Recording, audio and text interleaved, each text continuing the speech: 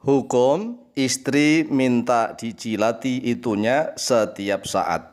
Assalamualaikum warahmatullahi wabarakatuh. Bismillah walhamdulillah. Wassalatu wassalamu ala rasulillah. Sayyidina wa maulana Muhammadin ibn Abdillah. Wa ala alihi wa sahbihi wa mawalah. Wa la hawla wa la quwwata illa billah amma ba'd. Saudaraku kaum muslimin wal muslimat rahimakumullah. Semoga Allah Jalla Jalaluh memberikan rizki yang melimpah ruah, harta yang barokah, menjadikan anak-anaknya anak-anak yang soleh dan solihah, dzurriyyahnya dzurriyyah yang thayyibah, hidupnya sukses, bahagia dan selamat di dunia dan di akhirat. Amin amin Allahumma amin. Saudaraku kaum muslimin wal muslimat rahimakumullah, menanggapi pertanyaan yang berbeda.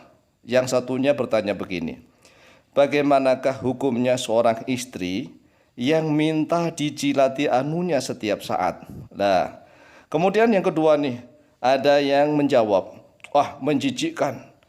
Karena apa? Lidah, mulut itu kan digunakan untuk berzikir, digunakan untuk menyebut asma Allah, digunakan untuk membaca Al-Quranul Karim.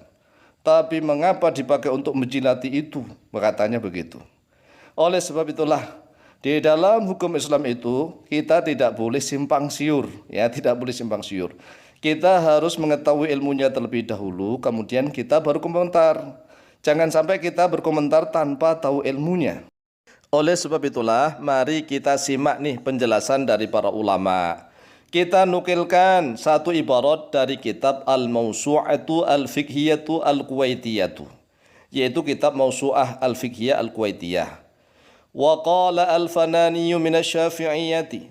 Wa qala, dan telah berkata al-Fanani oleh Syekh Al-Fanani minasy-Syafi'iyyati, dari madhab Syafi'i. Ini yang dimaksud Syekh Al-Fanani adalah pengarang penyusun kitab Fathul Mu'in.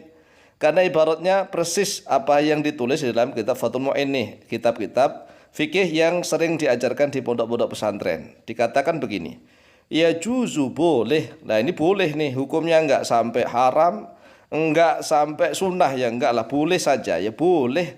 Oleh sebab itu kalau seandainya boleh, enggak usah kita merasa sok suci, jijik, Masya Allah. Itu kan istrinya halal, istrinya itu halal. Halal untuk suaminya, ngapain jijik? Kalau memang Allah yang membolehkan, ya istimbat dari para ulama, Allah dan Rasulullah saja membolehkan, kenapa kita merasa sok suci? Ya daripada kita misalnya mencium pipinya wanita cantik tapi bukan istrinya, walaupun yang dicium pipi, tetapi haram ya tetap haram. Lah, walaupun yang dijilati itunya istri, itunya walaupun sudah keluar lendir misalnya, tetapi boleh. Ya tetap boleh, tetap halal begitu ya. Ya juzu, boleh. Li zauji, bagi suami. Kullu tamattu'in, oleh setiap senang-senang. Minha, daripadanya istrinya. Bima siwa halaqati tuburiha, bima dengan sesuatu siwa halaqati tuburiha, selain lingkaran dubur istrinya. Kalau lingkaran dubur istrinya haram, walaupun istrinya sendiri ya nggak boleh. Walaupun dubur istrinya misalnya itu indah, cantik, bersih, mulus, putih, tapi dubur itu anus, ya tetap nggak boleh. Jadi kalau yang nggak boleh, yang nggak boleh, yang boleh boleh, begitu ya. Jangan kita berpendapat menggunakan hawa nafsu sendirilah. Kita harus tahu, kalau memang Allah dan Rasulullah tidak melarang, berarti kan boleh. Sedangkan kalau duburnya istri, walaupun mulus, putih, begitu bersih, ya tetap nggak boleh. Haram ya haram kalau dubur. Tetapi kalau yang depan itunya boleh. Walaupun sudah keluar pelumasnya, ya nggak apa-apa. Pelumasnya itu suci kalau menurut mayoritas ulama. Kalau seandainya pelumasnya itu najis misalnya nih, berarti senjatanya suami saat dimasukkan itu kan berarti barang yang najis, kan tidak mungkin. Itu tidak najis, suci. Jadi rutubatul farji itu bahasa Arab, ya bahasa Indonesianya ya pelumas lah, pelumas. Pelumasnya wanita itu suci, tidak najis. Kalau seandainya pelumas wanita rutubatul farji itu najis, lah bagaimana nanti kalau tercampur misalnya nih dengan anak, menjadi anak, masa anaknya najis? Ya enggak lah. Jadi rutubatul farji itu mirip mani, maka tidak najis. Bahkan menurut Syekh Al-Fanani dalam kitab Fathul Mu'in ini, walau bimasri badriha, walaupun dengan cara mengecup itu menyedot, menyedot badriha, klistorisnya istri. Jadi Disedot, dikecup maksudnya apa ya? Ya dijilati lah. Kan dijilati, kalau dikecup, disedot. Badrun itu adalah klistoris, ya kacang itulah, kacang yang ada di tengah-tengah samudra. Ya, gunung kecil yang ada di tengah-tengah samudra itu boleh walaupun dikecup-kecup, disedot-sedot boleh. Karena memang halal. Tapi kalau yang anus jalan belakang itu walaupun bersih tetap haram, ya haram begitu ya. Nggak boleh. Jadi aku nggak boleh berpendapat menggunakan perasaan hawa nafsu sendiri. Kalau memang Allah dan Rasulnya, ini standar.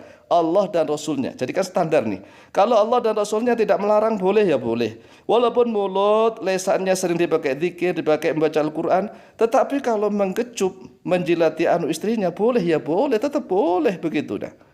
Wasarraha al-Hanafilatu, dan telah menjelaskan oleh mazhab Hambali bijawazi takbilil farji, pada kebolehannya menciumi istri qoblal jima'i, di dalam sebelum jima. Jadi bolehnya kalau menurut mazhab Hambali nih, bolehnya ini menciumi, menyedot, menjilati istri itu sebelum jima. Kan ini foreplay. Di dalam bahasa Arabnya muqaddimatul jima. Ya, foreplay itu muqaddimatul jima. Agar sang istri bisa mengeluarkan rutubatul farji terlebih dahulu, yaitu pelumas. Kalau pelumasnya sudah keluar, kan tidak terlalu perih nih, nggak terlalu sakit bagi istri. Bagi suami juga tidak terlalu sulit untuk memasukkannya begitu ya, karena sudah ada pelumasnya begitu. Makanya boleh. Wa karahati ba'dahu, dan pada makruhannya menciumi istri ba'dahu, di dalam setelah jima. Ya kan sudah, kalau sudah selesai kan sudah ngapain diciumin lagi, kan sudah selesai. Kecuali kalau memang ronde kedua itu ngawali lagi, ya nggak apa-apa kan gitu. Tapi kalau sudah selesai nggak mau jima lagi misalnya, ini kalau menurut mazhab Hambali makruh, ya kan. Tapi ingat nih, makruhnya itu kalau sudah selesai. Tapi misalnya kalau memang selesai itu ingin ronde kedua, ya tetap nggak makruh lagi. Kalau yang mohon maaf, yang dijilati itunya ya, depannya itu, asalkan memang ya sudah dicuci dulu lah. Kan sunahnya itu kalau ingin ronde kedua itu sunahnya kan dicuci kemudian berwudu walaupun nggak mandi. Ya, agar strong lagi gitu. Dicuci, berwudu ini sunnah walaupun tidak mandi. Kemudian setelah itu boleh dijilati lagi, boleh. Boleh para ulama kita ngikuti para ulama. Lah para ulama itu ahli Al-Quran dan hadis. Mereka saja membolehkan, lah kok kita merasa sok suci, ya, maka nggak boleh seperti itu. Demikianlah jawaban kami, lebih kurangnya mohon maaf. Wallahu taala a'lamu bishawab.